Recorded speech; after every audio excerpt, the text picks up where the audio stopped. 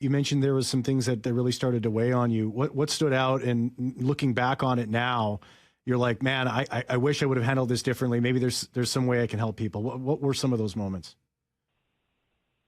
Yeah, really the turning point for me was it was right around when I re-signed in Winnipeg, and my vision behind re-signing was I really believed that we had a group that could win it all, and I had been a part of sort of like the foundation of like building the foundation in Winnipeg, and we had built it to the point where, I mean, I think 2018 we can all agree we were the best team in the league, and we let that one slip away. So I agree.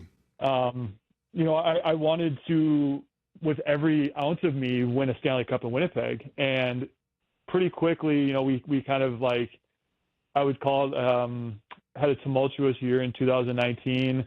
Buff retired, and it just kind of fell apart pretty quick. And, so I was at a point, I was, 35. I was at that point our highest paid player. The expectations were sky high, being the captain in a small Canadian town, like all those pressures. And then you factor in, I had 3 young children at home.